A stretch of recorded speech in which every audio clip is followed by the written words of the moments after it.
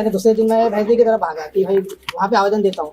वहाँ जाके मैंने आवेदन वगैरह बनाया तो मुझे पता चला कि वहाँ पे पटवारी वगैरह आ गए। मध्य प्रदेश में सरकारी स्कूलों की बदहाली के बीच शिक्षा पर एक और बुलडोजर चल गया है।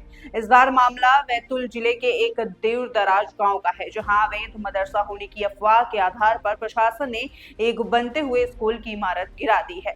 घटना बैतूल जिले की भैंसदेही विधानसभा के ढाबा गांव की है। करीब 2000 की आबादी वाले इस गांव में महज 3 मुस्लिम परिवार रहते हैं। इन्हीं में से एक है अब्दुल नईम, जो अपने निजी खर्च पर गांव के बच्चों के लिए एक छोटा सा एमपी बोर्ड से मान्यता प्राप्त स्कूल बनवा रहे थे। नाइम का कहना है कि उन्होंने करीब लाखों रुपए खर्च कर स्कूल भवन बनवाना शुरू किया, लेकिन 3 दिन पहले गांव में अफवाह फैली कि यह अवैध मदरसा बनाया जा रहा है। हकीकत ये थी कि ना भवन पूरा हुआ और ना ही कोई कक्षा चल रही थी और ना ही कोई बोर्ड लगा था और ना ही कोई धार्मिक गतिविधि हो रही थी।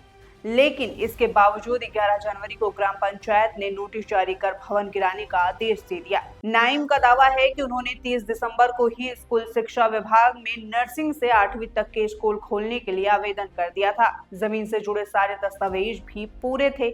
जब वह पंचायत पहुंचे तो वहां कहा गया आवेदन स्वीकार नहीं होगा, 12 जनवरी को आइएगा। 12 जनवरी को पंचायत ने आनन फानन में एनओसी भी जारी कर दी, लेकिन 13 जनवरी को जब गांव के लोग कलेक्टर से मिलने जिला मुख्यालय गए हुए थे, तभी प्रशासन जिसे भी लेकर गांव पहुंचा। स्कूल भवन का एक हिस्सा बुलडोजर से गिरा दिया गया। उनके पास में और वो भवन तोड़ने की बात कर रहे, तो मैं फिर वापस आया यहाँ पे इंचार्ज पर उनके लिए उनसे रिक्वेस्ट किया कि सर मुझे कुछ तो काम है, तो मैंने कह दिया आवेदन सिर्फ पंचायत की एनओसी नहीं तो मैं उसमें जो भी जुर्माना मेरे ऊपर लगाया जाएगा मैं उसको भरने को तैयार हूँ। और रही बात मेरे स्कूल खोलने से प्रॉब्लम है तो मैं स्कूल भी नहीं खोलता। मैंने तुरंत उसी दिन अपने तहसील लेवल पे जो बीआरसी सर वगैरह जो आते हैं रिक्वेस्ट की सर मेरा आवेदन निरस्त कर दिया है, मैं स्कूल नहीं खोल रहा हूँ, मैं समिति भी बंद कर दे रहा हूँ, मेरे को कुछ भी बस मेरा भवन बचा दीजिए। मेरे भवन को मैंने बहुत मेहनत से बनाया, से जोड़ तोड़ करके भवन बनाया, तो मुझे भवन छोड़ दिया जाए। बाकी मुझे कोई दिक्कत नहीं, मैं कोई आज से कोई स्कूल नहीं खोलता, कुछ नहीं करता। जो भी मुझे विचार था कि गांव के लिए कुछ करूं वो भी नहीं करने को तैयार हूं। मैंने गांव वालों से कहा तो गांव वालों सब बोलने लगे कि भैया आप तो अच्छा काम कर रहे थे, हमें कोई आपत्ति नहीं है, और ना गाँव से ऐसी कोई दिक्कत है।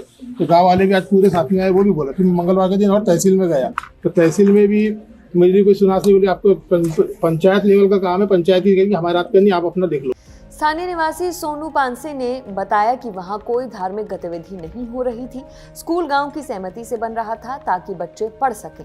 ग्राम पंचायत ढाबा में ऐसी कोई गतिविधियां नहीं चल रही है। जो आरोप लगाया जा रहा है कि मदरसा चल रहा है, ऐसा कुछ नहीं चल रहा। और पूरे गांव वाले आए हैं और गांव वालों की सहमति से स्कूल बन रहा है ताकि उनके बच्चे बेहतर तरीके से पढ़ सके। स्थानीय कांग्रेस नेता हेमंत कुमार वागदरे का भी यही कहना है कि स्थानीय लोग चाहते हैं कि वहां स्कूल बने, मगर प्रशासन वो भवन गिराने पर तुला हुआ है। राजनीति सरपंच गांव के लोग चाहते हैं वहाँ स्कूल बने। इन्होंने अपनी निजी भूमि में जमीन पे वो स्कूल बनाने का काम शुरू किया। ये एक्सेप्ट कर रहे हैं कि उनसे गलती हुई, वो उसका फाइन भरने को तैयार है, लेकिन वहाँ पर एसडीएम और सारे लोग जाकर के इनका मकान गिराने की बात कर रहे हैं। अगर किसी से गलती हुई है तो पहले उनको नोटिस जाए एसडीएम के यहाँ से, वो उसका पूरा पालन कर लेंगे। और वहाँ गांव के लोग चाहते हैं कि इनका स्कूल खोले और वो शिक्षित हो उनके बच्चे। एकदम महाराष्ट्र की बॉर्डर पे है, लोगों को महाराष्ट्र जाना पड़ता है वहाँ से।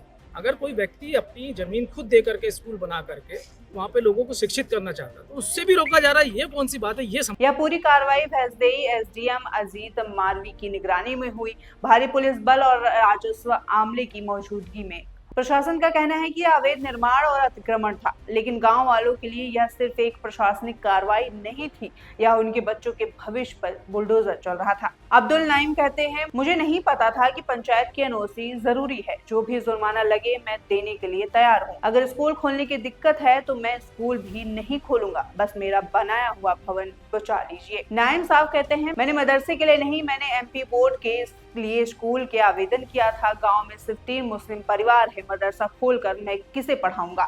स्थानीय निवासी सोनू पानसे कहते हैं, यह स्कूल गांव की सहमति से बन रहा था, यहाँ कोई धार्मिक गतिविधि नहीं हो रही थी, गांव के बच्चे पढ़ सकें यही मकसद था।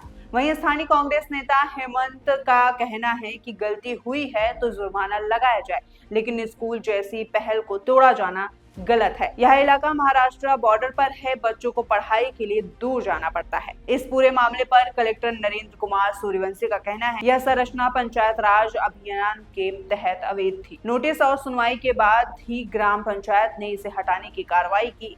इसे स्कूल या मदरसा मानकर नहीं बल्कि अवैध निर्माण मानकर गिराया गया। अब सवाल ये है कि क्या अफवाह के आधार पर शिक्षा की कोशिश को कुचल देना सही है? क्या कानून का इस्तेमाल बच्चों के भविष्य को तोड़ने के लिए होना चाहिए? आप इस पूरे मामले पर क्या सोचते हैं हमें कमेंट में जरूर बताइएगा। मिलते हैं आपसे अगली वीडियो में, तब तक के लिए देखते रहें UP24 नेटवर्क। मैं हूँ आपके साथ अंजित त्रिपाठी।